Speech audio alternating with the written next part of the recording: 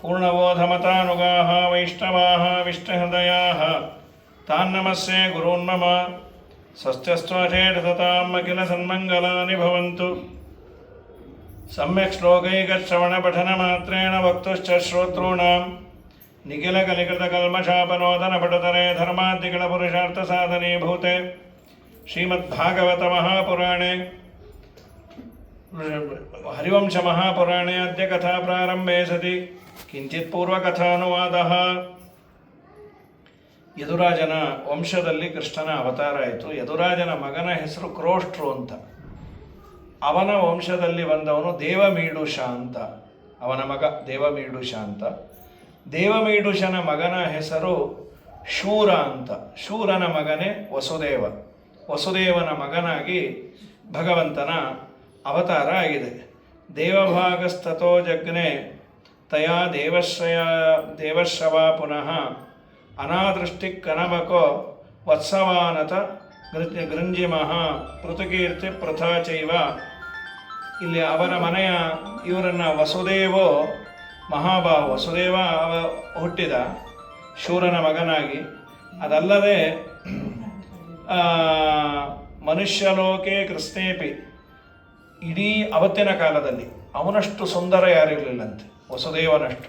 ಮನುಷ್ಯ ಲೋಕದಲ್ಲೇ ವಸುದೇವನಷ್ಟು ಸುಂದರನಾದ ವ್ಯಕ್ತಿ ಯಾರೂ ಇರಲಿಲ್ಲ. ರೂಪೇ ನಾಸ್ತಿ ಸಮೋ ಭುವಿ ಯಸ್ಯಾಸೀತ್. ಇವನಿಗೆ ಪುರುಷಾಜ್ಞಸ್ಯ ಕಾಂತಿಶ್ಚಂದ್ರಮಯೋ ಯಥಾ ದೇವಭಾಗಸ್ತತೋ ಜಗ್ನೆ ತಥಾ ದೇವಶ್ರವ ಪುನಃ. ಅದಾದ ಮೇಲೆ ವಸುದೇವನ ನಂತರ ದೇವಭಾಗ ಅಂತ ಇನ್ನೊಬ್ಬ ಮಗ, ಅಂದರೆ ಇವನ ತಮ್ಮ, ವಸುದೇವನ ತಮ್ಮ ಅಂತ. ಅದಾದರೆ ಅನಾದೃಷ್ಟಿ ಕನಮಕಃ, ಇವರೆಲ್ಲರೂ ಗಂಡು ಮಕ್ಕಳು.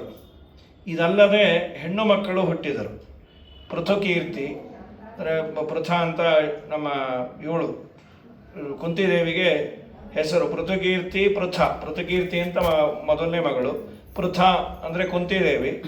ಕುಂತಿಭೋಜ ಅನ್ನೋನು ಅವಳನ್ನು ದತ್ತು ತೆಗೆದುಕೊಂಡದ್ದಕ್ಕೆ ಕುಂತಿಭೋಜ ಅಂತ. ಅದಕ್ಕೆ ಪಾರ್ಥ ಅಂತ ಕರೀತಾರೆ. ಪೃಥೆಯ ಮಗನಾದದ್ದರಿಂದ ಪಾಂಡವರೆಲ್ಲರೂ ಪಾರ್ಥರು.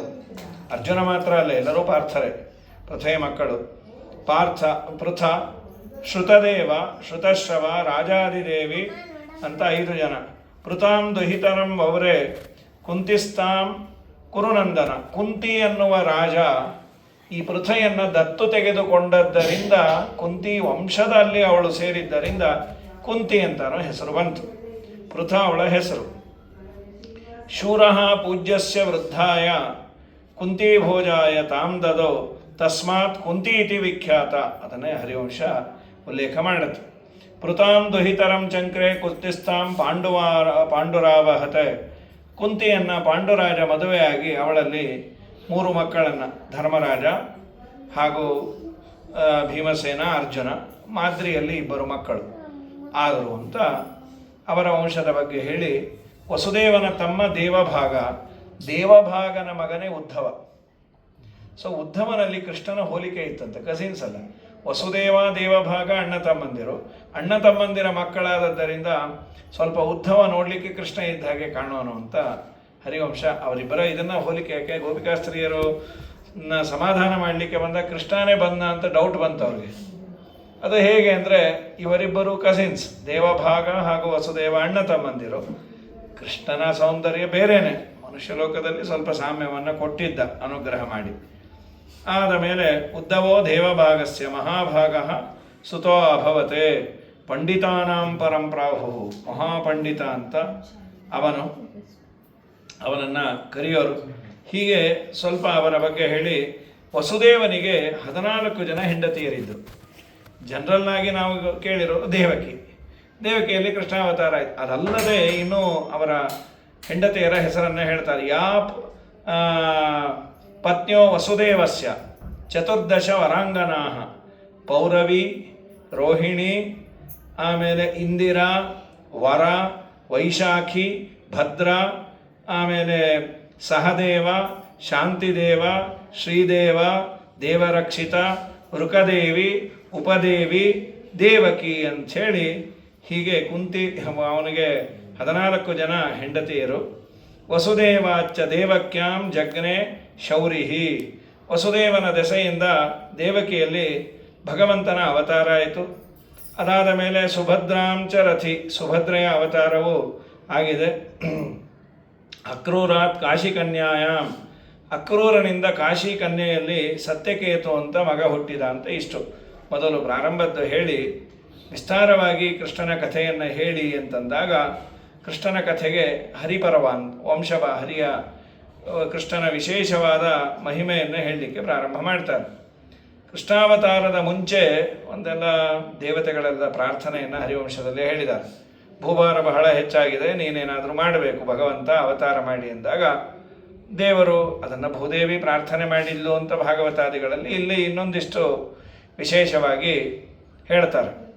ಭಗವಂತನ ಅವತಾರಕ್ಕೆ ದೇವತೆಗಳಿಗೂ ದಾನವರಿಗೂ ಯುದ್ಧ ಆದದ್ದು ಇದೆಲ್ಲ ಆದಮೇಲೆ ಭಗವಂತ ಹೇಳ್ದ, ನಾನೇ ಬಂದು ಅವತಾರ ಮಾಡಿ ದೈತ್ಯರನ್ನೆಲ್ಲ ಸಂಹಾರ ಮಾಡ್ತೇನೆ ಅಂತ ದೇವರು ಮಾತನ್ನು ಕೊಟ್ಟ.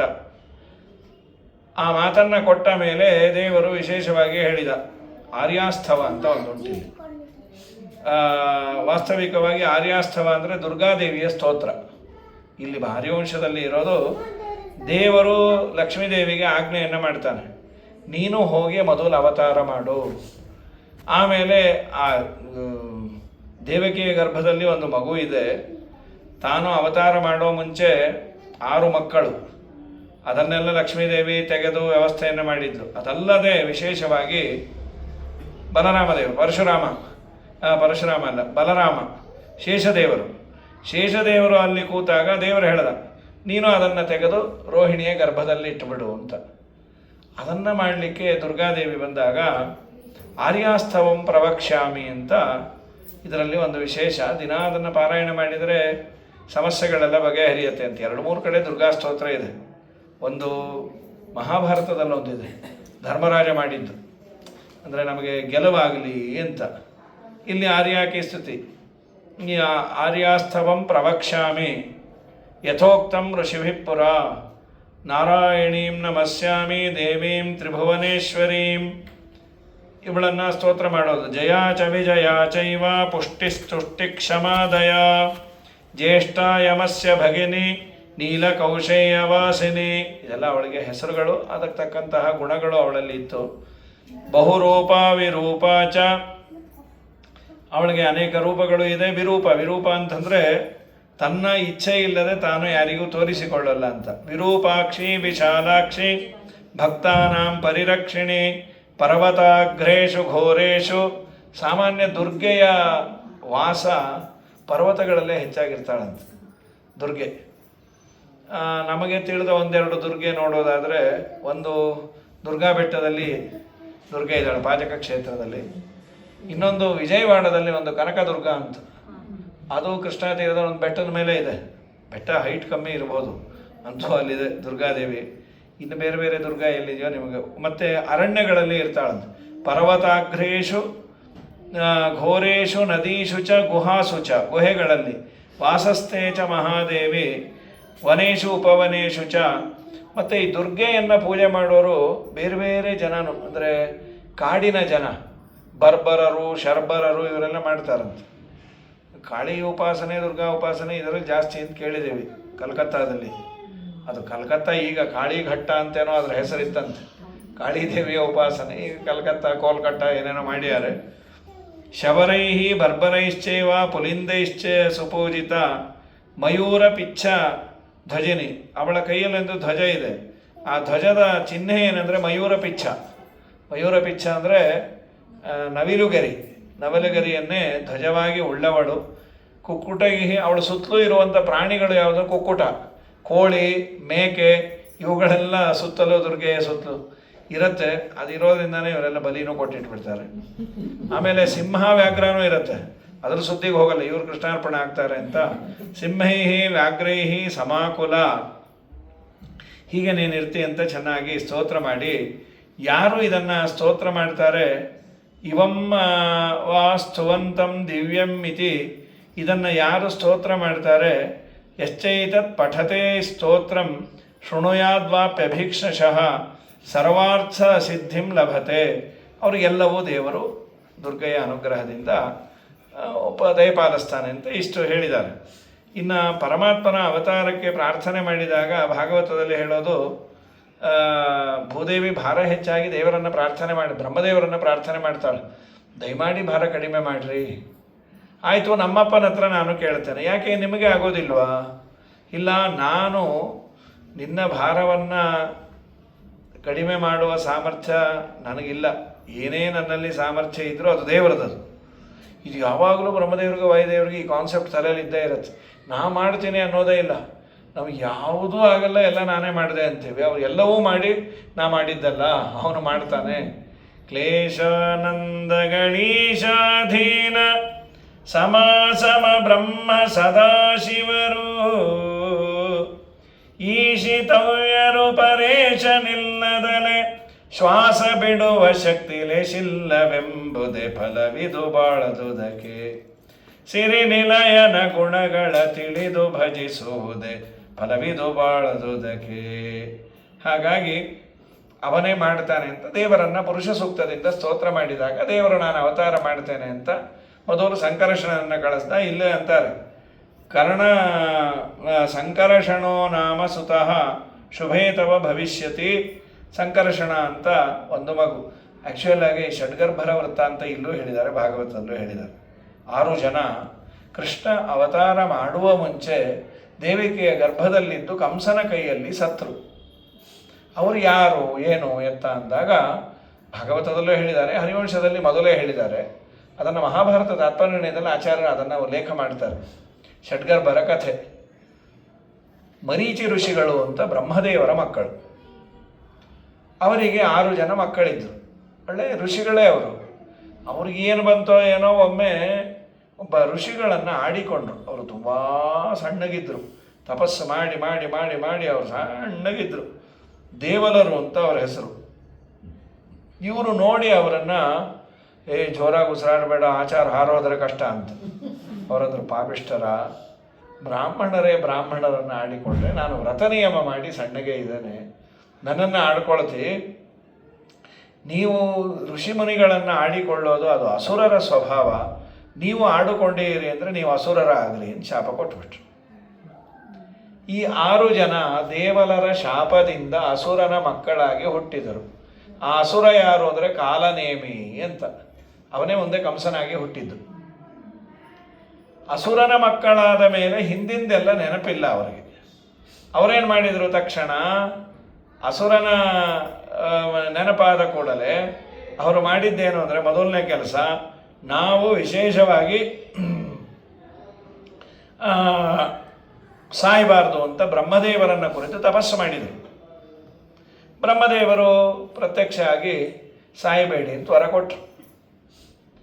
ಈ ಸಂದರ್ಭ ಯಾವುದು ಅಂದರೆ, ಬ್ರಹ್ಮದೇವರು ವರ ಕೊಟ್ಟದ್ದು, ಇವರು ತಪಸ್ಸು ಮಾಡಿದ್ದು ಹಿರಣ್ಯಕಶ್ಯಪು ಆಳ್ತಾ ಇದ್ದ ಸಂದರ್ಭ ಅಂತೆ. ಹಿರಣ್ಯಕಶ್ಯಪುಗೆ ಬ್ರಹ್ಮದೇವರು ಒಂದು ವರ ಕೊಟ್ಟಿದ್ದರು. ಪ್ರಪಂಚದಲ್ಲಿ ಯಾರೇ ತಪಸ್ಸು ಮಾಡಿದರೂ ನೀನೇ ವರ ಕೊಡು, ನೀನೇ ಶಾಪ ಕೊಡು ಅಂತ. ಒಂದು ರೀತಿ ಫ್ರಾಂಚೈಸ್, ಬ್ರಹ್ಮದೇವರ ಫ್ರಾಂಚೈಸ್ ಯೂನಿಟ್ ಅವನು. ಹಾಗಾಗಿ ಅವನಿಗೆ ಈ ಸುದ್ದಿ ತಿಳಿಯಿತು. ನಾನೇ ವರ ಶಾಪ ಕೊಡ್ಲಿಕ್ಕೆ ಇಲ್ಲಿ ಅಂಗಡಿ ಹಾಕ್ಕೊಂಡು ಕೂತಾಗ ನನ್ನನ್ನು ಬಿಟ್ಟು ನೀವು ಬ್ರಾಂಚ್ ಆಫೀಸ್ ಬಿಟ್ಟು ಹೆಡ್ ಆಫೀಸ್ ಹೋಗಿ ಅಲ್ಲಿ ಕಾಂಟ್ಯಾಕ್ಟ್ ಮಾಡಿದ್ದೀರಿ. ನಿಮಗೆ ಬ್ರಹ್ಮದೇವರು ಏನು ವರ ಕೊಟ್ಟರು? ಸಾಯಬೇಡಿ ಅಂತಲ್ವಾ? ಈಗ ನಾ ಶಾಪ ಕೊಡ್ತೀನಿ, ನಿಮ್ಮಪ್ಪನಿಂದಾನೇ ನೀವು ಸಾಯಿರಿ. ಇದು ಎರಡೂ ಬ್ರಹ್ಮದೇವರದೇ ವರ. ಸಾಯಬೇಡಿ ಅಂತ ಡೈರೆಕ್ಟಾಗಿ ಕೊಟ್ಟರು, ಸಾಯಿರಿ ಅಂತ GPA ಹೋಲ್ಡರಿಂದ ಕೊಡಿಸಿದ್ರು. ಎರಡೂ ಬ್ರಹ್ಮದೇವರ ಮಾತೆ ಸತ್ಯ ಆಗಬೇಕು. ಆಗ ದೇವರಂದ ದುರ್ಗಾದೇವಿಗೆ, ಈ ಮಕ್ಕಳನ್ನು ತೆಗೆದುಕೊಂಡು ಹೋಗಿ ಒಂದು ಗುಹೆಯಲ್ಲಿ ಮಲಗಿಸು. ಶೈತ್ಯಾಗಾರ ತಂಪು ಇರುತ್ತೆ, ಫ್ರಿಡ್ಜ್ಕಿನ್ನ ಕೊರಿತಾ ಇರಲಿ, ದೇಹ ಹಾಳಾಗೋದಿಲ್ಲ. ದೇಹದಿಂದ ಜೀವನನ್ನು ತೆಗೆದು ವಸುದೇವನಲ್ಲಿ ಒಬ್ಬೊಬ್ಬರನ್ನು 1 ವರ್ಷಕ್ಕಿಡು. 3 ತಿಂಗಳು ಅಪ್ಪನಲ್ಲಿ ವಾಸ. ಶಾಸ್ತ್ರ ಪ್ರಕಾರ ಜೀವ ಭೂಮಿಗೆ ಬರೋದು 3 ತಿಂಗಳು ಅಪ್ಪನಲ್ಲಿ ವಾಸ, 9 ತಿಂಗಳು ಅಮ್ಮನಲ್ಲಿ ವಾಸ, 1 ವರ್ಷ ಅವನಿಗೆ ಗರ್ಭವಾಸ ಅಂತ. ಆದರೆ ಅವನಿಗೆ ಹಸಿವು ನೀರಡಿಕೆ ಪ್ರಾರಂಭ ಆಗೋದು 5ನೇ ತಿಂಗಳಿಗೆ. ವ್ರೀಕ್ಯಾದಿ ಶರೀರ ಅಂತ. ಈ ಧಾನ್ಯದಲ್ಲಿ ಇರ್ತಾನಲ್ಲ, ಧಾನ್ಯದ ಮೇಲಿರುವ ಹೊಟ್ಟೋ ಧಾನ್ಯವೇ ಅವನ ಶರೀರ ಅಂತ ಶಾಸ್ತ್ರದಲ್ಲೂ ಅದು ಹೇಳಿದೆ. ಆಮೇಲೆ ಅವನು ದೇವಕಿಯ ಗರ್ಭಕ್ಕೆ ಬರ್ತಾರೆ. ಹುಟ್ಟಿದ ಕೂಡಲೇ ಕಂಸ ಕೊಲ್ತಾನೆ. ಅಪ್ಪನ ಕೈಯಲ್ಲಿ ಸಾಯಿರಿ ಅಂದಿದ್ರಲ್ಲ, ಕಾಲನೇಮಿನೇ ಅಪ್ಪ. ಅವರೇನು ಶಾಪದಲ್ಲಿ ಮೆನ್ಷನ್ ಮಾಡಿಲ್ಲ ಪರ್ಟಿಕ್ಯುಲರ್ ಆಗಿ, ಅವನ ಮೂಲ ರೂಪದಿಂದ ಸಾಯಿರಿ, ಅವತಾರದಿಂದ ಸಾಯಬೇಡಿ ಅಂತ ಸದ್ಯ ಹೇಳಿಲ್ಲ. ಅವತಾರ ರೂಪದಿಂದ ಸತ್ರು ಅಪ್ಪನಿಂದಾನೇ ಸತ್ತಾಗತ್ತೆ. ಯಾವ ದೇಹದಲ್ಲಿ ಸಾಯಬೇಡಿ ಅಂತ ಬ್ರಹ್ಮದೇವರು ಹೊರ ಕೊಟ್ಟಿದ್ದಾರೆ ಆ ದೇಹದಲ್ಲಿ ಮತ್ತೆ ಇಟ್ಬಿಡು. 1 ವರ್ಷ ಅವ್ರ ಚಾತುರ್ಮಾಸ್ಯ ಕೂತಾಗಾಯ್ತು, ಎಲ್ಲೋ ಅಪ್ಸ್ಕೊಂಡಾಗಿದ್ರು ಅಂತ. ಇದನ್ನ ವ್ಯವಸ್ಥೆ ಮಾಡೋ ಸಲುವಾಗಿ 6 ಜನ ಸತ್ತಿದ್ದು ಅಂತ ಹರಿವಂಶ ಹೇಳುತ್ತೆ. ಅದನ್ನು ಶ್ರೀಮದಾನಂದ ತೀರ್ಥ ಭಗವತ್ಪಾದಾಚಾರ್ಯರು ತಾತ್ಪರ್ಯ ನಿರ್ಣಯದಲ್ಲಿ ಅಥೆಂಟಿಫಿಕೇಟ್ ಹೌದು ಅದಂತ. ಭಾಗವತದಲ್ಲೂ ಇದೆ. ದೇವಕಿ ಕೇಳ್ತಾಳೆ, ಕೃಷ್ಣ ನಿನ್ನ ಅಣ್ಣಂದ್ರನ್ನ ಕರ್ಕೊಂಬರ್ತೀಯ? ಪುಟ್ಟ ಮಕ್ಕಳನ್ನಾಗೆ ಕರ್ಕೊಂಬಂದ ದೇವರು. ಅವರೆಲ್ಲ ಬಲಿಚಕ್ರವರ್ತಿ ಮನೇಲಿದ್ರಂತೆ. ಪುಟ್ಟ ಕೂಸ ಕರ್ಕೊಂಬಂದು ಅವಳು ತುಂಬ ಸಂತೋಷ ಆಯಿತು. ಅವರೆಲ್ಲ ಸ್ತನ್ಯಪಾನ ಮಾಡಿದರು ಅಂತ. ಸ್ತನ್ಯಪಾನ ಮಾಡಿದ್ದಕ್ಕೆ ಪುಣ್ಯ ಏನು ಅಂದರೆ ಅವ್ರಿಗೆ ಸ್ವರ್ಗ ಮೋಕ್ಷ ಆಯಿತು. ಅಲ್ಲ, ಸ್ತನ್ಯಪಾನ ಮಾಡಿದ್ದಕ್ಕೆ ಮೋಕ್ಷ ಆಯಿತು.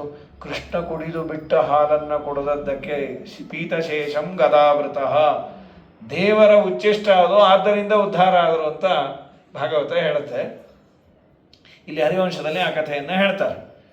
ಒಂದೊಂದೇ ಮಗು ಆಯಿತು, 6 ಮಕ್ಕಳ ಸಂಹಾರ ಆಯಿತು. 7ನೇದು ಶೇಷದೇವರು, ಅವರನ್ನು ಎಳಸಿ ಬೇರೆ ಕಡೆ ಇಟ್ಟ. 8ನೇದೇ ದೇವರು ಬಂದು ಕೂತಿಯಾನೆ. ಯಾವಾಗ ದೇವಕಿಯ ಗರ್ಭದಲ್ಲಿ ದೇವರು ಕೂತ ಗರ್ಭಸ್ತುತಿ ಅಂತ ಮಾಡ್ಯಾರ, ಅದು ಇಲ್ಲಿ ಇಲ್ಲ ಹರಿವಂಶದಲ್ಲಿ. ಭಾಗವತದಲ್ಲಿ 16 ಪದ್ಯ ಉಂಟು. ದೇವಕಿಯ ಮುಂದೆ ಬ್ರಹ್ಮಾದಿಗಳು ಬಂದು ಮಾಡುವ ಸ್ತೋತ್ರ, ತುಂಬ ಅದ್ಭುತ ಸ್ತೋತ್ರ ಅದು.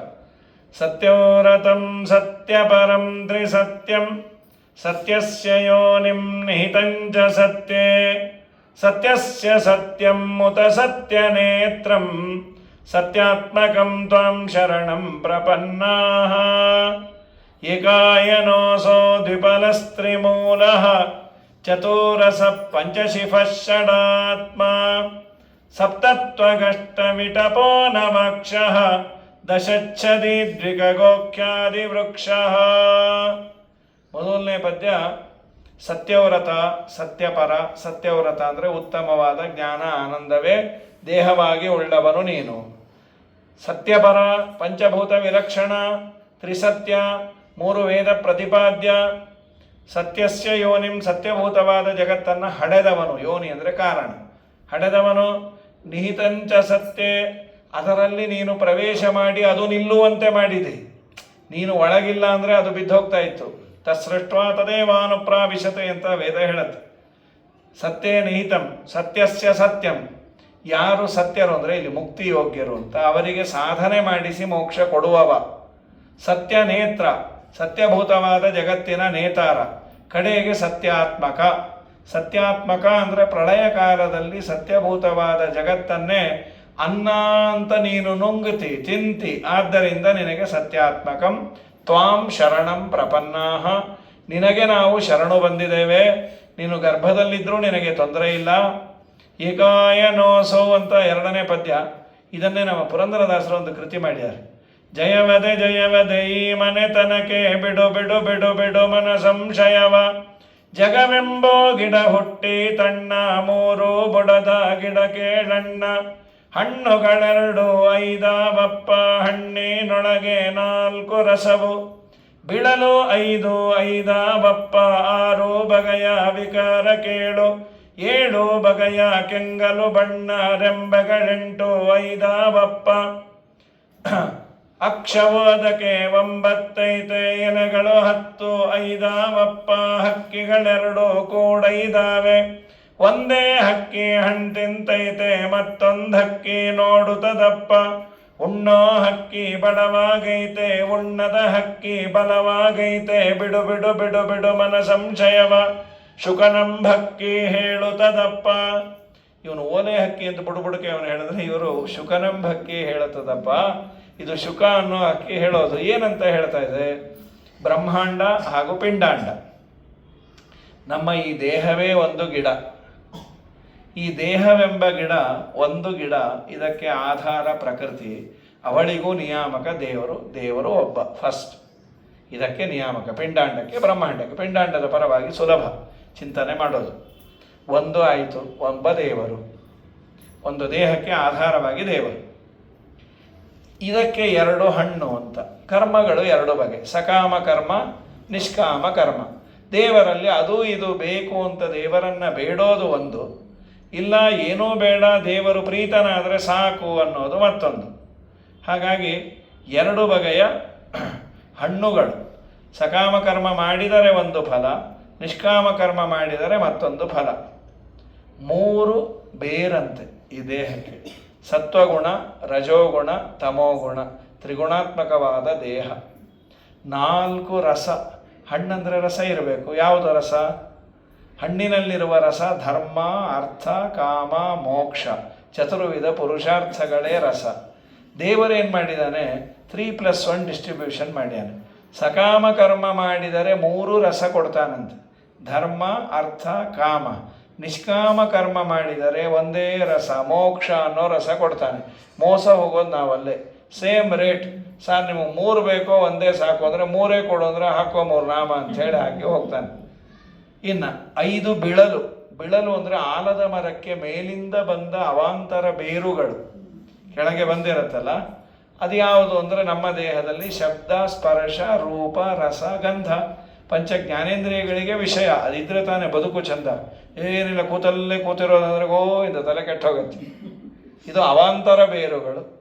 6 ಬಗೆಯ ವಿಕಾರ ನಮ್ಮ ದೇಹಕ್ಕೆ. ಏನು? ತಾಯಿ ಗರ್ಭದಲ್ಲಿ ಕೂಡೋದು, ಅಸ್ಥಿ, ಜಾಯತೆ ಹುಟ್ಟೋದು, ವರ್ಧತೆ ಬೆಳೆಯೋದು, ಪರಿಣಮತೆ ವಿಕಾರ ಹೊಂದೋದು, ಅಪಕ್ಷೀಯತೆ ವಯಸ್ಸಾದ ಮೇಲೆ ಕುಗ್ಗೋದು, ಮ್ರಿಯತೆ ಕೃಷ್ಣಾರ್ಪಣ ಆಗೋದು.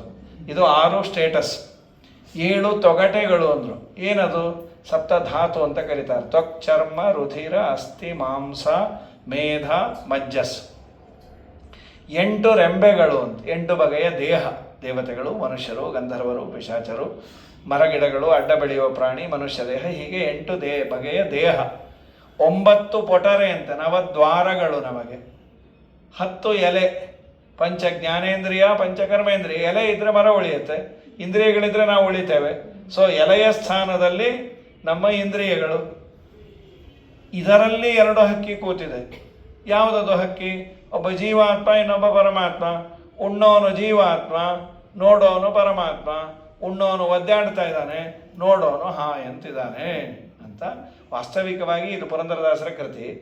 ಈ ಶ್ಲೋಕದಲ್ಲಿ ಇಲ್ಲಿ ಕೂತಿರೋನು ಒಬ್ಬನೇ ಜೀವಾತ್ಮ ಮಾತ್ರ ವಿವಕ್ಷೆ. 2 ತರಹದ ಜೀವರಿದ್ದಾರೆ, ಒಬ್ಬ ಸಕಾಮಿ, ಇನ್ನೊಬ್ಬ ನಿಷ್ಕಾಮಿ. ಸಕಾಮ ಕರ್ಮ ಮಾಡಿದವನು ಒದ್ದಾಡ್ತಾನೆ, ನಿಷ್ಕಾಮ ಕರ್ಮ ಮಾಡಿದವನು ಪುನಃ ಸಂಸಾರಕ್ಕೆ ಬರೋದಿಲ್ಲ. ಅಂತೂ ಇದಕ್ಕೆ ನೀನು ನಿಯಾಮಕ ಅಂತ ದೇವರನ್ನು ಸ್ತೋತ್ರ ಮಾಡಿ, ಭಗವಂತ ನಿನ್ನ ಅವತಾರದಿಂದ ಯಾರಿಗೆ ಪ್ರಯೋಜನ? ನಿನಗೋ ನಮಗೋ? ಅವನಿಗೆ ಪ್ರಯೋಜನ ಇದೆ ಅಂತಾದರೆ ಅವನು ದೇವರೇ ಅಲ್ಲ. ಆಯಾ ನಮ್ಮಣ್ಣ ಅವನಿಗೂ ಪ್ರಯೋಜನ ಬೇಕಂತೇರಿ ಅಂತಂತೇವೆ ನಾವು. ಇಲ್ಲ, ಅವನಿಗೆ ಪ್ರಯೋಜನ ಇಲ್ಲ ಅಂದರೆ ಯಾರಿಗೆ ಪ್ರಯೋಜನ? ಕೃಷ್ಣಾವತಾರ ಆದಾಗ ಕೃಷ್ಣ ದೈತ್ಯರನ್ನು ಸಂಹಾರ ಮಾಡಿದ ಆ ಕಾಲದಲ್ಲಿದ್ದವರಿಗೆ ಪ್ರಯೋಜನ ಆಯಿತು. ಇವತ್ತೇನು ಪ್ರಯೋಜನ ಅಂದರೆ, ನಿನ್ನ ಅವತಾರಗಳಲ್ಲಿ ಮಾಡಿದ ಆ ಲೀಲೆಯನ್ನು ನಾವು ಇವತ್ತು ನಮ್ಮ ಮನೆಯಲ್ಲಿ, ನಮ್ಮ ಮನಸ್ಸಿನ ಅಂಗಳದಲ್ಲಿ ಕೊಂಡಾಡಿದರೆ ಪುನಃ ಈ ಸಂಸಾರಕ್ಕೆ ಬರಲ್ಲ. ಅದು ದೊಡ್ಡ ಪ್ರಯೋಜನ. ನೀನು ಅವತಾರ ಮಾಡಿ ಯಾವ ಲೀಲೆಯನ್ನೇ ಮಾಡದೇ ಇದ್ದಿದ್ರೆ ಏನು ಹೇಳಬೇಕಾಗಿತ್ತು ನಾವು? ನಮಗಾಗಿ ನೀನು ಇಷ್ಟೆಲ್ಲ ಆಟ ಮಾಡಿದ್ದು. ಶೃಣ್ವನ್ ಗೃಣನ್ ಸಂಸ್ಮರಯನ್ಶ್ಚ ಚಿಂತಯನ್ ನಾಮಾನಿ ರೂಪಾಣಿ ಚ ಮಂಗಲಾನಿ ತೇ ಕ್ರಿಯಾಸು ಯತ್ವಚ್ಚರಣಾರವಿಂದಯೋಃ ಆವಿಷ್ಟಚಿತ್ತಃ ನ ಭವಾಯ ಕಲ್ಪತೆ. ಶೃಣ್ವನ್ ಅದನ್ನು ಕೇಳೋದು, ಗೃಣನ್ ಅದನ್ನು ಉಚ್ಚಾರಣೆ ಮಾಡೋದು, ಸಂಸ್ಮರಯನ್ ಮೇಲಿಂದ ಮೇಲೆ ಅದನ್ನು ಚಿಂತನೆ ಮಾಡೋದು, ಆವನ ಶ್ರವಣ ಮನನ ನಿಧಿಧ್ಯಾಸನ ಆವಿಟ್ಟುವಿನ ಭಕ್ತಿ ಮಹಾಪ್ರಸಾದಂಗಳು ಕೈವಲ್ಯ ಪದಕ್ಕಿಕ್ಕಿದ ನೇಚ್ಚಣಿಕೆಂದು ಭಾವಜ್ಞರು ಪೇಳುವರು. ವೇದ ಭಾವಜ್ಞರು ಪೇಳುವರು. ಜೀವಕ್ಕೆ ಜವನ ಬಾಧೆಗಳನ್ನು ತಪ್ಪಿಸಿ ಪಾವನ ವೈಕುಂಠಪುರದೊಳಗೆಂದೆಂದು ಆವಾಸವ ಮಾಡಿ ಸುಖಿಸಬೇಕಾದರೆ ಸೇವಿಸು ವೈಷ್ಣವರ. ನೀ ಸೇವಿಸು ವೈಷ್ಣವರ. ನಾರಾಯಣನ ನೆನೆ ಮನವೇ ನಾರಾಯಣನ ನೆನೆ. ಹಾಗಾಗಿ ನಿನ್ನ ಅವತಾರದಿಂದ ನಮಗೆ ಪ್ರಯೋಜನ ಅಂತ ಹೇಳಿ, ಅಲ್ಲ ಕೃಷ್ಣ ಹುಟ್ಟಿದ, ಕೃಷ್ಣ ಬೆಳೆದ, ಕೃಷ್ಣ ಸ್ವಲ್ಪ ವಯಸ್ಸಾದ ಮೇಲೆ ಆದ, ಇವೆಲ್ಲ ಪುರಾಣದಲ್ಲಿ ಇದೆಯಲ್ಲ.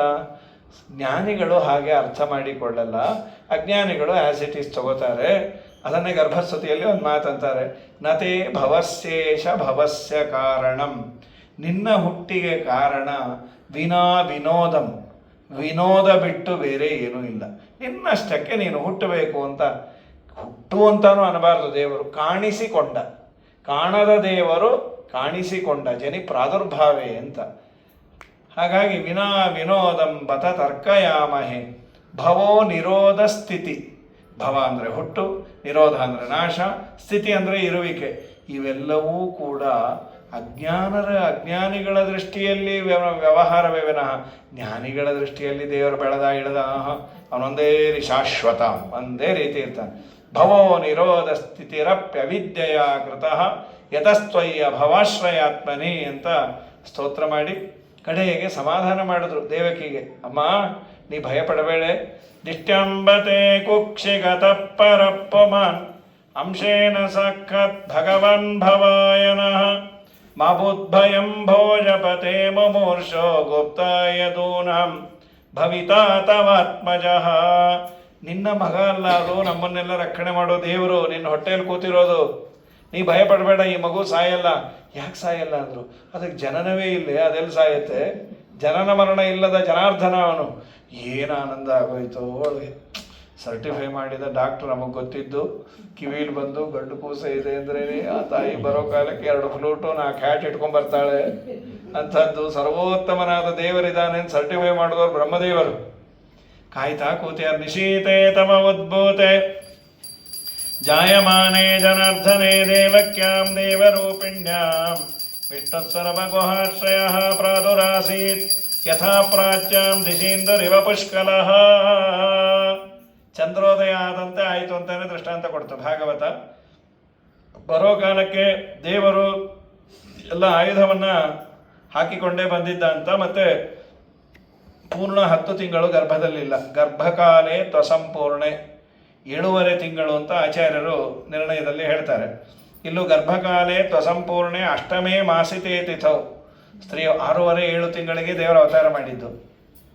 ಅವತಾರ ಮಾಡೋ ಕಾಲಕ್ಕೆ ಅವನ ಮೈ ಮೇಲೆಲ್ಲ ಶ್ರೀವತ್ಸ ಲಕ್ಷ್ಮಂ ದೃಷ್ಟ, ಶ್ರೀವತ್ಸ ಚಿಹ್ನೆ, ಶಂಖ ಚಕ್ರ ಗದಾ ಪದ್ಮ ಕರ್ಣ ಕುಂಡಲ.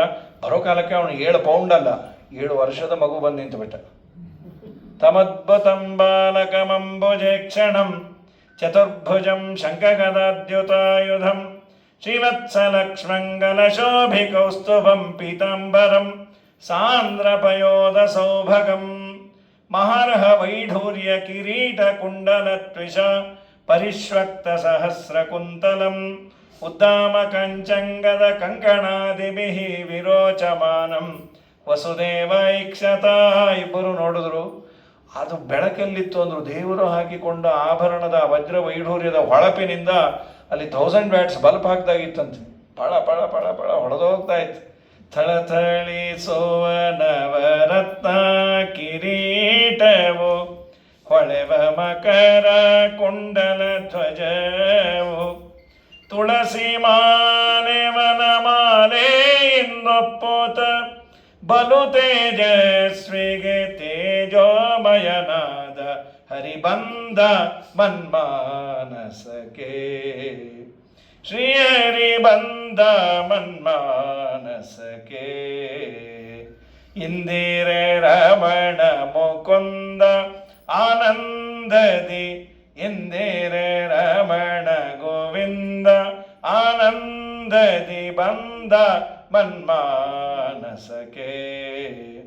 ಶ್ರೀಹರಿ ಲಲನೆ ರುಕ್ಮಿಣಿ ಸತ್ಯಭಾಮೇರಿಂದೊಡಗೂಡಿ ನಲಿದಾಡುತ್ತ ಎನ್ನ ಹೃದಯ ಮಂದಿರಕ್ಕೆ ಬಲು ಬಲು ವಿಗಡ ಅಜ್ಞಾನಾಂಧಕಾರದ ಕುಲವ ನೋಡಿಸಿ ಮತ್ಕುಲದೈವ ಮೂರುತಿ ಬಂದ ಮನ್ಮಾನಸಕ್ಕೆ. ಶ್ರೀಹರಿ ನೋಡಿ ತುಂಬ ಆನಂದ ಆಯಿತು. ತಂದೆ ತಾಯಿ ಸ್ತೋತ್ರ ಮಾಡಿ, ಕೃಷ್ಣ ನಿನ್ನ ಈ ರೂಪವನ್ನು ಉಪಸಂಹಾರ ಮಾಡಿಕೋ, ನಾನಿದು 3ನೇ ಬಾರಿ ಅವತಾರ ಮಾಡೋದೇ ಹ್ಯಾಟ್ರಿಕ್. ಇದು ಒಮ್ಮೆ ವಾಮನನಾಗಿ ಬಂದೆ, ಇನ್ನೊಮ್ಮೆ ಪೃಷ್ಟಿಗರ್ಭ ಅಂತ ಬಂದಿದ್ದೆ, ಈಗ ಅದೇ ನಾನು ಮತ್ತೆ ಬಂದಿದ್ದೀನಿ ವಿತ್ ಮೇಕಪ್. ಎಲ್ಲ ಬಿಟ್ಟು ಬಂದರೆ ನಿಮಗೆ ಡೌಟ್ ಬರುತ್ತೆ, ಬಂಗಾರ ರೇಟ್ ಜಾಸ್ತಿ ಯಾಕೋ ಎಲ್ಲ ಕೃಷ್ಣ ಮಾರ್ಕೊಂಡು ಏನೋ ಅಂತ. ಇಲ್ಲ, ನಾನು ಅವನೇ ಬಂದಿದ್ದೇನೆ. ಸರಿ, ಬಹು ಪ್ರಾಕೃತ ಶಿಶು ಪುಟಾಚಿ ಕೂಸಾದ ವಸುದೇವನಿಗೆ ಹೇಳ್ದ, ನನ್ನನ್ನು ಅಲ್ಲಿ ಯಶೋದೆಯ ಮಡಿಲಲ್ಲಿ ಮಲಗಿಸಿ ಅಲ್ಲಿರುವ ದುರ್ಗಮ್ಮನನ್ನು ಇಲ್ಲಿ ಕರೆದುಕೊಂಡು ಬಾ. ಆಯಿತು, ಬಾಗಿಲಾರು ತೆಗೆದ್ರು. ಕರಸ್ಥ ದೇವಸ್ಯ ಕುತಂತರಾಯ, ಕೈಯಲ್ಲೇ ದೇವರಿದ್ರೆ ಅಡ್ಡಿ ಆತಂಕ ಏನು. ಆಚೆ ಬಂದ, ಯಮುನೆ ತುಂಬಿ ಹರಿತಾ ಇತ್ತು, ದಾಟಬೇಕಾಗಿ ದಾಳಿ ಬಿಟ್ಲಂತ. ಯಾಕೆ? ಅವಳು ರಾಮಾವತಾರ ನೆನಪಾಯಿತು. ನಮ್ಮ ಯಜಮಾನರು ತಲೆಹರಟೆ ಮಾಡಿದರು, ಅದಕ್ಕೆ ಬ್ರಿಡ್ಜೇ ಕಟ್ಟಿಬಿಟ್ಟ. ಸಮುದ್ರ ತಲೆಹರಟೆ ಮಾಡಿದ್ದಕ್ಕೆ. ಈಗ ನಾ ತಲೆಹರಟೆ ಮಾಡಿದ್ರೆ ಬಿಡ್ತಾನ? ಸಮುದ್ರಕ್ಕೆ ಬ್ರಿಡ್ಜ್ ಕಟ್ದವನು ಇಲ್ಲಿ ಕಟ್ಟದೇ ಇರ್ತಾನ? ಅದು ತೆಲುಗುಲಂತಾರೆ ವಾಕಲ ಮಿಂಗೇವಾಣಿಕೆ ಹಪ್ಪಳ ಪಟಪಟ ಅಂಥೇಳಿ ಬಾಗಿಲು ಮರದ ಬಾಯಿಗೆ ಹಾಕೋಮನಿಗೆ ಅವಲಕ್ಕಿ ಹಪ್ಪಳ ಏನು ದೊಡ್ಡದು ಅಂತ. ಹಾಗೆ ಕೌಸಲ್ಯ. ಆಮೇಲೆ ಯಾರೋ ಅಂದರು, ಇಲ್ಲಮ್ಮ ಅವನು ರಾಮ, ಇವನು ಕೃಷ್ಣ. ರಾಮ ರಾಮ, ರಾಮನೇ ಕೃಷ್ಣ. ಕೌಸಲ್ಯ ಜವರ ವಂಶೋದ್ಭವ ಸುರ ಸಂಸೇವಿತ ಪದ ರಾಮ ಹರೇ. ಕಂಸಾದ್ಯ ಸುರರ ಧ್ವಂಸಗೈದಯದು ವಂಶೋದ್ಭವ ಶ್ರೀ ಕೃಷ್ಣ ಹರೇ. ಜಯ ಜಯ ರಾಮ ಹರೇ, ಜಯ ಜಯ ಕೃಷ್ಣ ಹರೇ. ಮುನಿಮಖರಕ್ಷಕ ಧನುಜರ ಶಿಕ್ಷಕ ಪಣಿಧರ ಸನ್ನುತ ರಾಮ ಹರೇ. ಘನವರ್ಣಾಂಗ ಶ್ರೀ ಸುಮನ ಸರೋಣಯ ವನಜಾಸನ ಪಿತಾ ಕೃಷ್ಣ ಹರೇ. ಜಯ ಜಯ ರಾಮ ಹರೇ, ಜಯ ಜಯ ಕೃಷ್ಣ ಹರೇ. ರಾಮ ರಾಮ ಹರೇ, ಕೃಷ್ಣ ಕೃಷ್ಣ ಹರೇ. ದುರ್ಗಾದೇವಿಯನ್ನು ಕರೆತಂದ, ಮತ್ತೆ ಬಾಗಿಲು ಹಾಕೋತು. ಕಂಸ ಬಂದ, ಕಿತ್ಕೊಂಡ. ಅವಳು ಹಾರಿ ಬಿಟ್ಲು. ಹಾರಿ ಆಕಾಶದಲ್ಲಿ ಹೇಳದ, ನಿನ್ನನ್ನು ನಾ ಕೊಲ್ಲಲ್ಲ, ನಿನ್ನ ಕೊಲ್ಲೋ, ನಿನ್ನೆಲ್ಲ ಹುಟ್ಟ್ಯಾನ. ಯಾವ ನರಸಿಂಹ ಹೋಮಮ್ಮ? ಎಲ್ಲ ಹೋಮಲ್ಲಿರೋ ನರಸಿಂಗ ಹಬ್ಬ ಅಂದ್ಬಿಟ್ಟು ಹೊಟ್ಟೋಯ್ತು. ಅವ್ನು ತಲೆ ಕೆಟ್ಟೋಯ್ತು. ಇದೇನಿದು? ಇತ್ತೀಚೆಗೆ ದೇವತೆಗಳು ಸುಳ್ಳು ಶುರು ಮಾಡ್ಯಾರೆ. ದೈವಮಪ್ಪ ಅನೃತಂ ಭಕ್ತಿ ನಮರ್ತ್ಯ ಏವ ಕೇವಲಂ. ಗ್ರಾಚಾರ ಕಟ್ಟರೆ ಅವರು ಹೇಳೋದೆ. ಸರಿ, ಆದಮೇಲೆ ಅವನು ಏನು ಮಾಡೋದು ಮಟ್ಟೋದು ತಲೆ ಕೆಟ್ಟೋಗಿ ತನ್ನ ಮಂತ್ರಿಗಳನ್ನು ಸಲಹೆ ಕೇಳಿದಾಗ ಅವರೆಲ್ಲ ಅಂದರು, ನಿಮ್ಗೆ ಯಾಕೆ ಕಂಸ, ಭಯಪಡಬೇಡ, ನಾವೆಲ್ಲ ಇದ್ದೀವಿ. ಅವನಂದ, ನೀವೆಲ್ಲ ಇದ್ದೇ ಇರ್ತೀರೋ, ನಾವು ಹೋಗೋದು, ನಿಮ್ಗೆ ಯಾಕೆ ನಾವಿರ್ತೇವೆ ಅಂದರೆ. ಹಾಗಲ್ಲ, ಆ ಮಗುವನ್ನು ಕೊಂದುಬೇಡ. ಅದು ಯಾವುದು ಏನೋ ಗೊತ್ತಿಲ್ಲ, ಹಡದೋಳು ಯಾರು, ಅವ್ರ ಅಡ್ರೆಸ್ ಏನು ಗೊತ್ತಿಲ್ಲ, ಹುಟ್ಟಿದ ಮಕ್ಕಳೆಲ್ಲ ಒಂದೇ ಥರ ಇರುತ್ತೆ, ಕಂಡುಹಿಡಿಯೋದು ಹೇಗೆ? ತಿರುಪತಿ ಬ್ರಹ್ಮೋತ್ಸವದಲ್ಲಿ ಬೆಟ್ಟದ ಮೇಲೆ ತಲೆ ಬೋಳಿಸ್ಕೊಂಡವ್ರು ನಮ್ಮ ಯಜಮಾನರು, ಅವ್ರಿಗೆ ಈ ತಮಗೆ ಕೊಡ್ರಿ ಅಂದರೆ ಯಾರನ್ನ ಅಂತ ಐಡೆಂಟಿಫೈ ಮಾಡೋದಲ್ಲಿ 1,00,000 ತಲೆ ನುಣ್ಣಗಿರತ್ತಲ್ಲಿ. ಹಾಗಾಯ್ತಿದು ಅಂತ. ಇಲ್ಲ ಇಲ್ಲ, ನಾವು ಎಲ್ಲ ಮಕ್ಕಳನ್ನು ಕೊಲ್ಲುವ, ಅದನ್ನು ಮಾಡೋರು ಯಾರು ಅಂತಂದಾಗ ಪೂತನಾದೇವಿಯನ್ನು ಕೊಟ್ಟು ಕಳಿಸಿದ್ರು. ಹರಿವಂಶದಲ್ಲಿ ಮೊದಲು ಬಂದವನು ಶಕಟಾಸುರ, ಅವನನ್ನು ಸಂಹಾರ ಮಾಡಿದ. ಬಂಡಿಯ ರೂಪದಲ್ಲಿ ಬಂದಿದ್ದ. ಶಕಟ ಅಂದರೆ ಬಂಡಿ, ಗಾಡಿ ರೂಪದಲ್ಲಿ ಬಂದಿದ್ದ. ಕೃಷ್ಣನನ್ನು ಆಕ್ಸಿಡೆಂಟಲ್ ಡೆತ್ ಮಾಡಬೇಕು ಅಂತ ಕೃಷ್ಣ ಅವನನ್ನೇ ಒದ್ದ, ಅವನು ಪುಡಿ ಪುಡಿಯಾಗಿ ಸತ್ತೋದ. ಅದಾದ ಮೇಲೆ ಇವಳು ಪೂತನೆ ಬಂದ್ಯಾಳೆ. ಇಲ್ಲಿ ಹರಿವಂಶದಲ್ಲಿ ಹೇಳೋದು ಅವಳು ಪಕ್ಷಿ ರೂಪದಲ್ಲಿ ಬಂದು ಆಮೇಲೆ ಹೆಣ್ಣಾದ್ಲು ಅಂತ. ಭಾಗವತದಲ್ಲಿ ಒಳ್ಳೆ ಹೆಣ್ಣಿನ ವೇಷ ಹಾಕಿಕೊಂಡು ಬಂದು, ಹೆಣ್ಣೆ ರಾಕ್ಷಸಿ, ಅವಳನ್ನೇ ಸೇರಿಸ್ತಾರೆ. ನೀ ಹೀಗೆ ಹೋಗಬೇಡ, ಮೇಕಪ್ ಚೆನ್ನಾಗಿ ಮಾಡ್ಕೋ. ಆಯಿತು, ಅಲ್ಲಿ ಡ್ಯುಯಲ್ ಸಿಮ್ ಅದು, ಜೀವದ್ವಯ ವೇಷ. ಒಂದು ರಾಕ್ಷಸಿ, ಇನ್ನೊಬ್ಬಳು ತಾಟಕಿ, ಒಬ್ಬಳು, ಮತ್ತೊಬ್ಬಳು ಊರ್ವಶಿ. ಆ ಊರ್ವಶಿ ಇದ್ದದ್ದರಿಂದ ಏನದು ಅಗರಬತ್ತಿ ಫ್ಯಾಕ್ಟ್ರಿ ನಡ್ಕೊಂಬಂದಾಗಿತ್ತು, ಅಂಥ ಸುವಾಸನೆ. ಕೃಷ್ಣನನ್ನು ತೊಡೆ ಮೇಲೆ ಹಾಕೊಂಡ್ಯಾಳೆ. ಕೃಷ್ಣ ಅವಳ ಪ್ರಾಣವನ್ನೇ ಎಳಿಲಿಕ್ಕೆ ಶುರು ಮಾಡ್ಯಾಳೆ. ಬಿಡೋ ಅಂದು. ದೇವರಂದ, ನಂಗೆ ನೀ ಏನು ಕೊಡ್ತೀವೋ ಅದು ವಾಪಸ್ ಕೊಡ್ತೀನಿ. ನೀ ವಿಷ ಕೊಡ್ಲಿಕ್ಕೆ ಬಂದೆ, ಅದೇ ನೀನೇ ಇಟ್ಕೋ. ವಿಷವನ್ನು ಒಳಗೆ ಉದ್ದ, ಹಾಲನ್ನು ಎಳೆದ, ಪ್ರಾಣವನ್ನೇ ಎಳೆದ್ಬಿಟ್ಟು ಅವಳ ಪ್ರಾಣವೇ ಹೋಯಿತು, ಸತ್ತೋದ್ಲು. ದೊಡ್ಡ ದೇಹ, ತಲೆ ನೋಡಿದ್ರೆ ಇಲ್ಲಿ ಕೆಂಚೇನಹಳ್ಳಿ, ಕಾಲು ನೋಡಿದ್ರೆ ಜಾಲಹಳ್ಳಿ, ಇಂಥ ದೊಡ್ಡ ದೇಹ. ಅದರ ಮೇಲೆ ಪುಟ್ಟದಾಗೆ ಆಟ ಆಡ್ತಾ ಇದೆ ಕೃಷ್ಣ. ಯಶೋದಮ್ಮ ಕೃಷ್ಣನನ್ನು ಎತ್ತಿಕೊಂಡು ಬಂದು ಸ್ನಾನ ಮಾಡಿಸಿ, ಏನು ಭಾಗ್ಯವೋ ಭಾಗ್ಯ. ಯಶೋದಂತೂ ದಿನ ದೇವರಿಗೆ ಸ್ನಾನ ಮಾಡಿಸೋಳು, ಎರಿಯೋಳು. ಸಾಮಾನ್ಯ ನಿಮ್ಮೆಲ್ಲರ ಪ್ರೀತಿ ನಮ್ಮ ಮಕ್ಕಳ ಮೇಲೆ ಇರುತ್ತೆ. ಸರ್ವಸ್ವವು ಇನ್ವೆಸ್ಟ್ ಮಾಡಿರ್ತೀವಿ. ಅವರು ಏನೇ ಅಂದರೂ ನಾವು ಮಾಡ್ತಾನೇ ಇರ್ತೀವಿ ಇನ್ವೆಸ್ಟ್. ನೀನೇನು ಮಹಾ ಮಾಡಿದ್ದು ಅಂತ. ಹೌದಪ್ಪ, ಅದೇನು ರೋಗಾರೋ ನಂಗೂ ಮಾಡೋದು ಮಾಡಿಸ್ಕೊಂಡಿಲ್ಲ ಅನ್ನೋದು ನಿಂಗೆ ಇರಲಿ ಅಂಥೇಳಿ ನಿಂಗೆ ಮಗ ಆದ್ಮೇಲೆ ಗೊತ್ತಾಗತ್ತೆ ಅಂತ ಅವನು ಪಶ್ಚಾತ್ತಾಪ ಪಟ್ಟು ನಮಗೆ ಹೇಳೋಣ ಅನ್ನೋದ್ರಲ್ಲಿ ನಾವು ಇರೋದಿಲ್ಲ. ಹೀಗಾಗಿ ಪ್ರಕೃತದಲ್ಲಿ ವಿಶೇಷವಾಗಿ ಯಶೋಧನ ಭಾಗ್ಯವೇ ಭಾಗ್ಯ. ಎಷ್ಟು ಅವಳು ಮಾಡಿದ್ದು. ಗಂಗಾ ಜನಕಗೆ ಗಡಿಗೆ ನೀರೆರವಳಂತೆ ಮಂಗಳಾಂಗಗೆ ಭಾಮೆ ಶೃಂಗರಿಪಳಂತೆ ತುಂಗಭೂರಮಣನ ತೊಟ್ಟಿಲೊಳು ತೂಗುವಳತೆ ಕಂಗಳ ಗೋಚರನ ಎತ್ತಿ ಮುದ್ದಿಪಳಂತೆ ಏನು ಸುಕೃತವ ಮಾಡಿದಳು ಯಶೋದೆ ಚತುರಾಸ್ಯನ ಪಿತನ ಸುತನೆಂದು ಎತ್ತುವಳಂತೆ ಶ್ರುತಿ ವಿನುತಗೆ ಜೋಗುಳವ ಪಾಡುವಳಂತೆ ಶತರವೀತೆ ಜನಗೆ ಆರತಿಯನೆತ್ತುವಳಂತೆ ಗತಭೀತನಿಗೆ ಭಾಮೆ ರಕ್ಷೆ ಇಕ್ಕುವಳಂತೆ ಏನು ಸುಕೃತವ ಮಾಡಿದಳು ಯಶೋದೆ. ದೇವರಿಗೆ ದೃಷ್ಟಿ ತೆಗೆಯೋದು, ಎರಿಯೋದು ಎಲ್ಲ ಮಾಡಿದ್ಲು. ಆದಮೇಲೆ ಪೂತನ ಸಂಹಾರ ಆಯಿತು, ಶಕಟಾಸುರನ ಸಂಹಾರ ಆಗಿತ್ತು.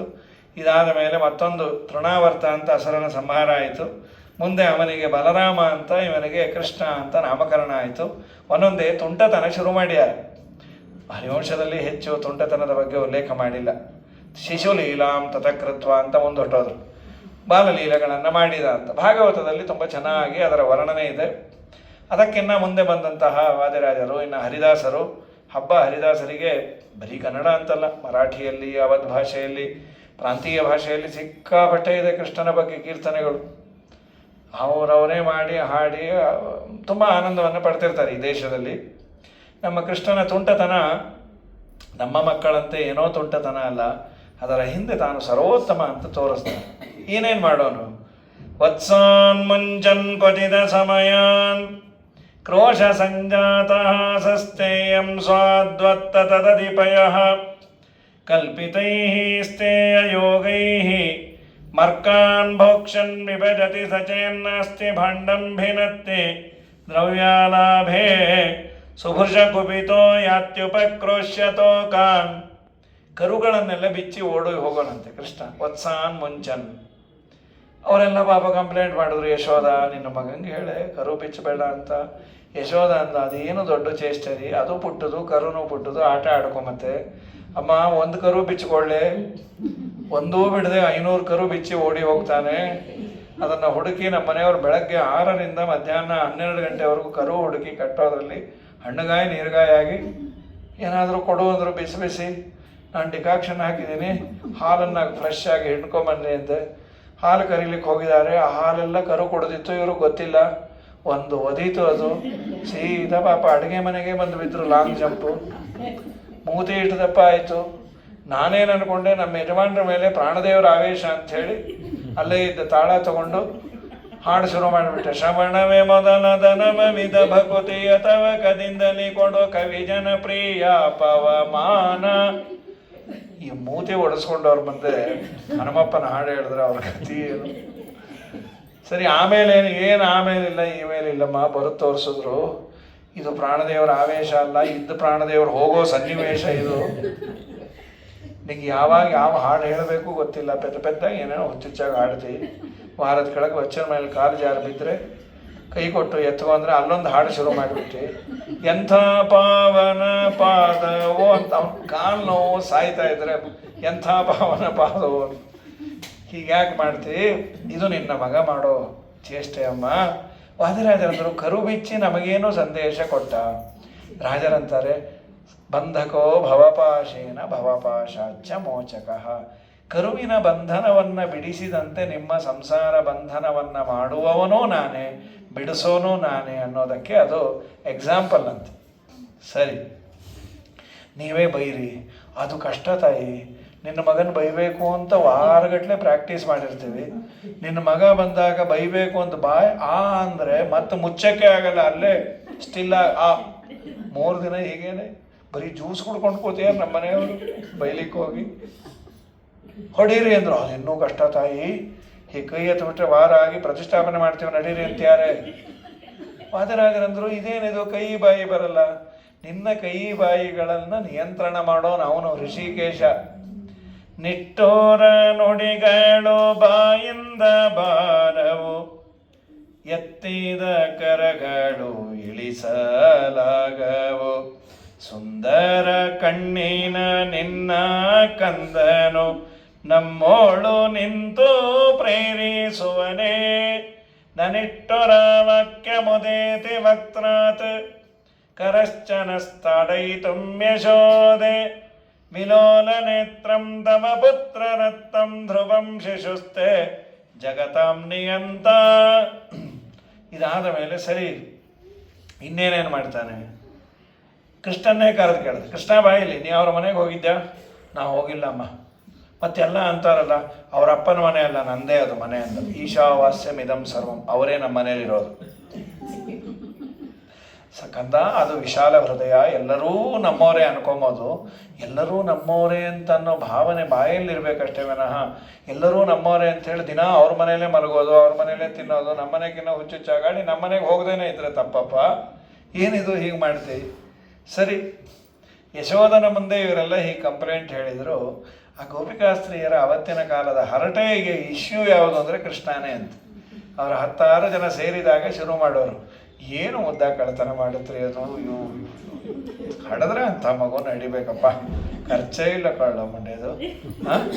ಬೇರೆಯವ್ರ ಮನೇಲಿ ಒಂದು ಅಗಳು ಬಿಡಲ್ಲ, ನಮ್ಮ ಮನೇಲಿ ಮುಟ್ಟೋದು ತನ್ನ ಮನೇಲಿ ಮುಟ್ಟಲ್ಲ. ಈ ನಮ್ಮ ಮಗನೂ ಇದ್ದಾರೆ, ಏನಿಲ್ಲ ಉಗ್ರಾಣದಿಂದ ಅಡುಗೆ ಮನೆಯಿಂದ ಉಗ್ರಾಣ. ಹಂದಿ ಹೆಗ್ಗಣ ಓಡಾಡಿದಾಗ ಅದು ತಿನ್ನು ಇದು ತಿನ್ನು ಬರೀ ಇದೇ ಆಯ್ತು. ಮೊನ್ನೆ ಮಠಕ್ಕೆ ಹೋದಾಗ ಏನೂ ತಿನ್ನಲಿಲ್ಲ, ನಾನೇ ತುರುಕುಬಿಟ್ಟೆ 4 ಮೈಸೂರು ಪಾಕು. ವಾರಕ್ಕಾಗತ್ತೆ ತಗೋ, 200 ರೂಪಾಯಿ ಕಟ್ಟಿದ್ದೀವಿ ಅಂಥೇಳಿ. ಇದು ಕೃಷ್ಣನ್ ನೋಡಿ ಕಲೀರಿ, ಎಷ್ಟು ಮುದ್ದ ಕಳ್ಳತನ ಮಾಡುತ್ತದು ಅಂತ. ವಾದರಾಜರಂದ್ರು ಕಳ್ಳತನ ಯಾಕೆ ಹೊಗಳೋರು? ಅಬುದ್ ಯಶೋದ ತನಯಸ್ಯ ಪೃಚ್ಛಾಮಿ ನಿಂದತ ತಸ್ಕರತಾಪಿ ಭೂತಿ. ಅವನ ಕಳ್ಳತನದಿಂದ ಹೊಗಳಿದ್ರು ನಿನಗೆ ಮಂಗಲ ಉಂಟಾಗತ್ತೆ. ಯಾಕೆ ಕಳ್ಳತನ ಹೊಗಳೋದು ಯಾಕೆ? ರಾಜರನ್ನಂತೆ ಅಂತ ಏನು ಗೊತ್ತಾ, ಕಳ್ಳತನ ಮಾಡೋದು ತಪ್ಪಲ್ಲಂತೆ, ಯಾರು ಮಾಡಿದ್ರು ಅನ್ನೋದು. ಅದು VIP ಮಾಡಿದ್ರೆ ಅದಕ್ಕೆ ಒಳ್ಳೆಯದು. ನೋಡ್ರಿ, ಅಷ್ಟು ದೊಡ್ಡವರಾದರೂ ಕಳ್ಳತನವನ್ನೂ ಮಾಡೋದು ಬಿಟ್ಟಿಲ್ಲ ಅಂದರೆ ಮಹಾನುಭಾವರಪ್ಪ ಅಂತ. ಹಾಗಾಗಿ ವಾದರಾಜರಂತಾರೆ, ತಥಾಹಿ ಲಕ್ಷ್ಮೀ ನಯನಾಂತ ಭಾಜಾಂ. ಲಕ್ಷ್ಮೀ ಕಟಾಕ್ಷಕ್ಕೆ ಒಳಗಾದವರು ತಪ್ಪು ಮಾಡಿದರು. ಅಯ್ಯೋ ಹಾಗೆಲ್ಲ ಅನ್ಬೇಡಿ ಸರ್, ಅವರು ಏನು ಮಾಡಿರ್ತಾರೆ, ಅದು ಆ ಸರ್ಕಮ್ಸ್ಟೆನ್ಸಸ್ ಆಗಿ ಬಂದಿರುತ್ತೆ. You should not talk all those things. ಹೀಗೆ ನಡೀತಾ ಇದೆಯಲ್ಲ ಈ ದೇಶದಲ್ಲಿ ಒಂದು ಚರ್ಚೆ, ದೊಡ್ಡವರು ಹಾಗೆಲ್ಲ ಅನ್ಬಾರ್ದು, ಇವ್ರು ಅನ್ಬಾರ್ದು. ಈಗೆಲ್ಲ ನಾನಿಷ್ಟು ನಮ್ಮ ಮಾದ್ರಾ ಸ್ವಾಮಿಗಳು ಅವತ್ತೇ ಅಂದ್ಯಾರ, ಒಂದು ಪಾಪ 2 ಮಕ್ಕಳಿದ್ದು, 2ಕ್ಕೂ ಒಂದು 8 ತಿಂಗಳು ಅಂಬೆಗಾಲು ಇಟ್ಕೊಂಡು ದೇವ್ರ ಮನೆಗೆ ಹೋಗಿ ಒಂದು ಬೆಳ್ಳಿ ತಮಗೆ ತಗೋತು. ಇನ್ನೊಂದು ಪಾಪ ತಾಮ್ರದ್ದು ಉದ್ಧರಣೆ ತಗೋತು. 2ನ್ನೂ ಗಮನಿಸಿದ ಒಬ್ಬರಂದರು, ನೋಡ್ರಿ ಲಕ್ಷ್ಮೀ ಪುತ್ರ ಬೆಳ್ಳಿ ತಮಗೇನೆ ಬೇಕು ಅದಕ್ಕೆ. ಪಾಪ ಈ ತಾಮ್ರದ್ದು ತಗೊಂತಲ್ಲ, ನೋಡ್ರಿ ಕಳ್ಳ ಮಂಡ್ಯದು ತಾಮ್ರದ್ದು ಸೌಟು ಬಿಡಲ್ಲ, ಅದು ಸ್ಪೂನಾದರೂ ತೊಗೊಂಡು ಹೋಗೋಣ ಅಂತ. ಇದು ಲಕ್ಷ್ಮೀ ಪುತ್ರ ಅಂತೆ, ಅದು ಕಳ್ಳ ಅಂತ. ಯಾಕೆ ಇವನು ದರಿದ್ರ, ಅವನು ಶ್ರೀಮಂತ. ಶ್ರೀಮಂತರಾದರೆ ತಪ್ಪಿಲ್ಲ, ಶ್ರೀಮಂತರಾದವರು ಮಾಡಿದ್ದೇ ತಪ್ಪಿಲ್ಲ. ಅಂದರೆ ಇವನು ಶ್ರೀಮಂತ ಅಲ್ಲ, ಲಕ್ಷ್ಮೀದೇವಿಗೆ ಇವನು ಪತಿ. ಆದ್ದರಿಂದ ನೀವು ಹೊಗಳ್ರಿ. ದಾಸರೆಲ್ಲ ಅದೇ ಇಟ್ಕೊಂಡು, ಗೋಪಿ ಕೇಳ್ ನಿನ್ನ ಮಗ ಜಾರ, ಇವ ಚೋರ ಸುಕುಮಾರ. ಗೋಪಿ ಕೇಳ್ ನಿನ್ನ ಮಗ ಜಾರ, ಮುದದಿ ಮುಕುಂದ ಸದನಾಕ ಬಂದ. ದಧಿಯ ಮೀಸಲು ಬೆಣ್ಣೆ ತಿಂದ, ಅವ ಚಂದ ನಿನ್ನ ಕಂದ. ಗೋಪಿ ಕೇಳ್ ನಿನ್ನ ಮಗ ಜಾರ, ಮಾರಾನ ಪಿತತ ಮನೆಯೋಳು ಪೊಕ್ಕ. ಹಿಡಿಯ ಹೋದರೆ ಅವ ಸಿಕ್ಕ, ನೋಡಿ ನಕ್ಕ ಭಾರಿ ಠಕ್ಕ. ಗೋಪಿ ಕೇಳ್ ನಿನ್ನ ಮಗ ಜಾರ, ಬಹಳ ದಿನವಾಯಿತು ಹೇಳುವುದು ಹೆಂಗೆ. ಗೋಪಾಲನ ಮನವು ಒಮ್ಮೆ ಹಾಂಗೆ, ಒಮ್ಮೆ ಹೀಂಗೆ ಹೇಳಲ್ ಹ್ಯಾಂಗೆ. ಗೋಪಿ ಕೇಳ್ ನಿನ್ನ ಮಗ ಜಾರ. ಹೀಗೆ ನಾನಾ ಲೀಲೆಗಳನ್ನು ಭಗವಂತ ಮಾಡಿದ್ದಾನೆ. ನಾಶಕತ್ವವು ಆರಯಿತು ನಂದಗೋಪ ಸುಧನ್ಮದವ್, ಅವರಿಬ್ಬರನ್ನ ಹಿಡಿಲಿಕ್ಕೆ ಆಗಲಿಲ್ಲ. ಒಮ್ಮೆ ಹೀಗೆ ಚೇಷ್ಟೆ ಮಾಡಿದಾಗ ತಡಿಲಾರದೆ ಒರಳಿಗೆ ಕಟ್ಟಿದ್ಲು ಅಂತ ಇಲ್ಲಿದೆ. ಒರಳಿಗೆ ಕಟ್ಟಿದ್ರ ಪ್ರೋಸೆಸ್ಸನ್ನು ಭಾಗವತ ಹೇಳುತ್ತೆ. ಅವನೇನು ಮಾಡಿದ ಕೃಷ್ಣ, ಅಮ್ಮ ಹಸಿವಾಗ್ತಾ ಇದೆ ಏನಾದರೂ ಕೊಡು ಅಂತ ಬಂದ. ತೊಡೆ ಮೇಲೆ ಮಲಗಿಸ್ಕೊಂಡು ಸ್ತನ್ಯಪಾನ ಮಾಡಿಸ್ತಾ ಇದ್ದ. ಇದು ಆಗಾಗ ಹಸಿವು ಅಂತ ಬಂದರೆ ಕಷ್ಟವು. ಇವೊಂದ್ಸಲ ಮಲಗಿಸ್ದಾಗ ಹೀಗೆ ಆಯಿತು. ಕೃಷ್ಣನ ಹಾಕಿ ತೂಗಲ್ದು, ಅವನು ಏನು ಮಲ್ಕೊಳ್ಳೇ ಇಲ್ಲ. 3 ಆಯಿತು, 4 ಹಾಡು ಆಯಿತು. ಅವಳು ಬರ್ತಿದ್ದಿದ್ದೆ ಒಂದು 3-4 ಹಾಡು. ಅಷ್ಟರಲ್ಲಿ ಬಿದ್ಕೋತಾಯಿತು, ಇದು ಬಿದ್ಕೊಳ್ಳೇ ಇಲ್ಲ. ಇನ್ನೂ ಮಲ್ಕೊಳ್ಳೋ ಕೃಷ್ಣ, ಇನ್ನೊಂದು ಹಾಡು ಹೇಳೋನು. ನಂಗೆ ಬರೋದೇ 3, ಇನ್ನೊಂದೇನೋ ಮೊನ್ನೆ ಅರ್ಧಂಬರ್ಧ ಕಲಿತು 3-4 ನುಡಿ ಬೇರೆ ಬೇರೆ ಸೇರಿ ಹೇಳಿದ್ದೇನೆ. ಇನ್ನು ನಂಗೆ ಬರೋದು ಇನ್ನು ಉಳಿದಿರೋದು ಒಂದೇ, ಏನು ಒಂದು ರಾಷ್ಟ್ರಗೀತೆ, ಅದನ್ನೇ ಹೇಳೋದು. ಜನಗಣಮನ ಅಂದರೆ ಎದ್ದು ನಿಂತುಬಿಟ್ಟ ಅವನು. ಮಾದ್ರ ಸ್ವಾಮಿಗಳಂತಾರೆ, ನಿದ್ರಾಮಾಶ್ರಯ ಕಿಂ ತದಾಶ್ರಯ ಫಲಂ. ನಿದ್ದೆ ಮಾಡು ಕೃಷ್ಣ. ಅಮ್ಮ ನಿದ್ದೆ ಮಾಡೋದ್ರಿಂದ ಏನೇ ಪ್ರಯೋಜನ? ಭುಕ್ತಂ ರಜೆ ಜೀರ್ಣತ, ತಿಂದಿದ್ದೆಲ್ಲ ಜೀರ್ಣ ಆಗುತ್ತಪ್ಪ. ಹೌದಾ, ನನಗೂ ಹೊಟ್ಟೆಲೇನೋ ಅನ್ನಿಸ್ತಾ ಇತ್ತು, ಜಾಸ್ತಿ ತಿಂದಿದ್ದೆ, ಬಿದ್ದುವತ್ತೆ. ನಿದ್ರಾಕಾಂಬ, ಅಮ್ಮ ನಿದ್ದೆ ಮಾಡುವುದರಿಂದ ತಿಂದದ್ದು ಅರಗತ್ತೆ ಅಂತ ರಿಸಲ್ಟ್ ಆಯಿತು. ಪ್ರೋಸೆಸ್ ಏನೇ? ನಿದ್ದೆ ಅಂದರೆ ಅವಳಿಗೂ ಗೊತ್ತಿಲ್ಲ. ಕಣ್ಣು ಮುಚ್ಕೊಂಡು ಪ್ರಾಜ್ಞನಾಮಕನ್ನು ಹಿಡ್ಕೋ, ಗಟ್ಟಿಯಾಗಿ ನಿನ್ನ ಹಿಡ್ಕೊಂಡು ನೀನು ಬಿದ್ದುಕೋ. ಅಸ್ತ್ವೇವಂ ದಿತಿ ಮುದ್ರಿತಾತ್ಮನಯನಃ, ಕಣ್ಣು ಮುಚ್ಚಿ ತನ್ನನ್ನು ತಾನು ಗಟ್ಟಿಯಾಗಿ ಹಿಡ್ಕೊಂಡು ಅಮ್ಮ ಅಂದ. ಏನು ನೀ ಹೇಳಿದ್ದು ನಿಜಾನೇ, ಹಸಿವು ಶುರು ಆಯಿತು ಅಂದ. ಅಯ್ಯೋ ರಾಮ, ಅಲ್ಲೋ 3 ಗಂಟೆ ತೂಗಿದ್ರೆ 30 ನಿಮಿಷ ಬಿದ್ದುಕೊಳ್ಳದೆ. ಹಸಿವು ಅಂದರೆ 10 ನಿಮಿಷಕ್ಕೆ ಬಂದು ಹಸಿವು ಒಂದು ಪ್ರಾಣ ಹೋಗುತ್ತೆ ಮಕ್ಕಳು. ಈ ಸಂಬಂಧ 5 ನಿಮಿಷಕ್ಕೆ ಬರೋದು, ಆಟ ಆಡಿಕೊಂಡು ಅಮ್ಮ ಏನಾದರೂ ಕೊಡು. ಬೆಳಗ್ಗೆ ಮಾಡಿದ ಉಪ್ಪಿಟ್ಟು ಆದ ಬಿಟ್ಟು, ಸರಿ ಹೋಗಲಿ, ನಿನ್ನೆ ಮಾಡಿದ ಬೇಸರ ಇದ್ರ ಉಂಡೆ ತಂಬಿಟ್ಟು ಅದು ನೀನೇ ಇಟ್ಕೋ, ಅದು ತುಂಬ ಗಟ್ಟಿಯಾಗಿದೆ. ಸರಿ ಏನು ಬೇಕು ಬಗಳು, 50 ರೂಪಾಯಿ ಕೊಡು, ಬೇಕ್ರಿಗೆ ಹಸ್ತೋದಕ್ಕೆ ಹಾಕಿ ಪಿಜ್ಜಾ ತೊಗೋತೀನಿ. ಇದು ಅದು ಕೊಟ್ರೇನೆ ಅವ್ರು ಶಾಂತವಾಗೋದು. ಕೃಷ್ಣ ನಿದ್ರಾಮಾಶ್ರಯ ಕೆಂತದಾಶ್ರಯ, ಹೀಗೆ ನಮ್ಮ ಸ್ವಾಮಿ ನಾನಾ ಲೀಲೆಗಳನ್ನು ಮಾಡಿದ. ಇನ್ನೊಮ್ಮೆ ಅವಳು ಮೊಸರು ಕಡಿಬೇಕಾದ್ರೆ ಕೃಷ್ಣ ಬಂದದ್ದು ಅಂತ. ಅವಳು ತೊಡೆ ಮೇಲೆ ಮಲಗಿಸಿಕೊಂಡು ಆ ಸ್ತನ್ಯಪಾನ ಮಾಡಿಸ್ತಾ ಇದ್ಲು. ಒಲೆ ಮೇಲೆ ಒಂದು ಹಾಲಿಟ್ಟಿದ್ಲು, ಅದು ಉಕ್ಕಲಿಕ್ಕೆ ಬಂತು. ಕೃಷ್ಣನ ಕೆಳಕ್ಕೆ ಕುಕ್ಕದ್ಲು, ಓಡಿಬಿಟ್ಲು. ಕೃಷ್ಣ ಅಂದ, ಕ್ಷೀರಸಾಗರದ ಓನರ್ ನಾನು, ನಿನ್ನ ತೊಡೆ ಮೇಲೆ ಬರಬೇಕಾದ್ರೆ ಎಷ್ಟು ಜನ್ಮದ ಪುಣ್ಯ ಬೇಕು ನಿನಗೆ, ನನಗಿಂತ ಆ ಹಾಲೇ ಹೆಚ್ಚಾಯ್ತಲ್ಲ, ಕ್ಯಾ ಹಾಲು ಹೇ ಅಂದ ದೇವರು. ಅಲ್ಲಿ ಹೋಗೋದ್ರಲ್ಲಿ ಹಾಲೆಲ್ಲ ಉಕ್ಕಿ ಹೋಯ್ತು. ಇಲ್ಲಿ ಕಲ್ಲು ತೊಗೊಂಬಂದಿದ್ದ, ಮೇಲೆ ಕಟ್ಟಿದ್ದೆಲ್ಲ ಒಡೆದ, ಮನೆಗೆಲ್ಲ ರಾಡಿ 1 ಲೀಟ್ರ್ ಉಳ್ಸಕ್ಕೆ ಹೋಗಿ 106 ಲೀಟ್ರ್ ಚಲ್ಲೋಯ್ತು. ಬಿಡೋದಿಲ್ಲ, ತುಂಬ ದುಃಖ ಆಯಿತು. ಈ ಮಧ್ಯದಲ್ಲಿ ಏನು ಮಾಡ್ತಾ ಇದ್ದ, ಹುಡುಕ್ತಾ ಇದ್ದಾಳೆ. ಒಂದು ದೊಡ್ಡ ಕಂಬದ ಹಿಂದೆ ನಿಂತ್ಕೊಂಡು ಒಂದು ಬೆಕ್ಕಿಗೆ ಬೆಣ್ಣೆ ಅಲಂಕಾರ ಮಾಡ್ತೀಯ, ಒಂದು ಗಡಿಗೆ ಇನ್ನೂ ಮೈ ಹೊಡೆದ. ಪಾಪಿ ಇಷ್ಟೆಲ್ಲ ಹಾಳು ಮಾಡೋದ್ರಿಂದ ಬೆಕ್ಕಿಗೆ ಬೆಣ್ಣೆ ಬಳಿತೀಯ. ಅಟ್ಟಿಸಿಕೊಂಡು ಬಂದು ಕೃಷ್ಣ ಎಲ್ಲಿ ಸಿಗ್ತಾನೆ, ಓಡಿಬಿಟ್ಟ. ಸರಿ, ಕಡೆಗೆ ಕೃಷ್ಣನೇ ಹತ್ತಿರ ಬಂದ, ಅಮ್ಮ ಹಿಡ್ಕೊ ಅಂತ. ಆಗ ಕಟ್ಟಾಕಿದ್ದು, ಆಗ ಒರಳು ಕಲ್ಲಿಗೆ ಕಟ್ಟಾಕಿದ್ದಾಳೆ. ಆಚೆ ಬಂದು 2 ಮರವನ್ನು ಬೀಳಿಸ್ಬಿಟ್ಟ.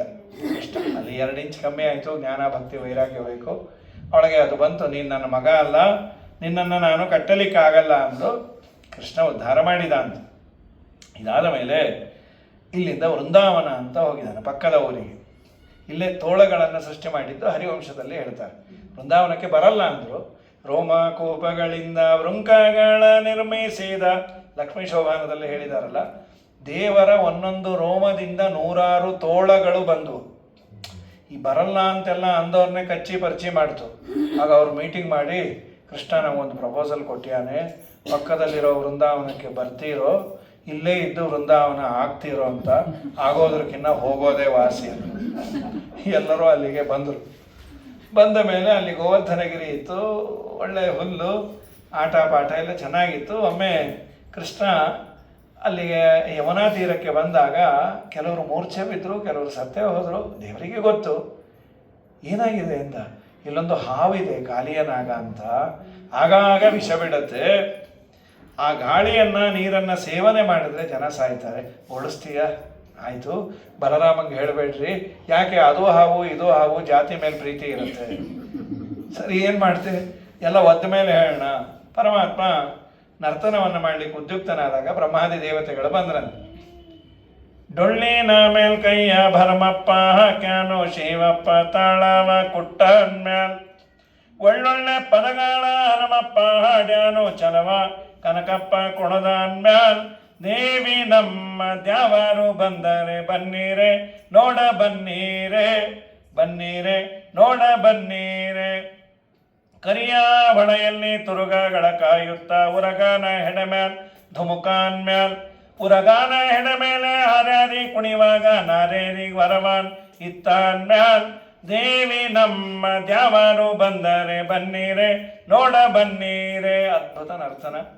ಆಮೇಲೆ ಆ ಹಾವು ಸಾಯುವ ಸ್ಥಿತಿ ಬಂದಾಗ ನಾಗಪತ್ನಿಯರು ಸ್ತೋತ್ರ ಮಾಡಿದಾಗ ದೇವರು ಅದನ್ನು ಉದ್ಧಾರ ಮಾಡಿ ಕಳಿಸಿದ್ದಾನೆ ಅಂತ. ನಾಳೆ ದಿವಸ ಉಳಿದ ಕೆಲವು ಭಾಗವನ್ನು ನೋಡಿ ದೇವರಿಗೆ ಇದನ್ನು ಅರ್ಪಿಸು. ಹರಯೇ ನಮಃ. ಶ್ರೀಕೃಷ್ಣಾರ್ಪಣಮಸ್ತು.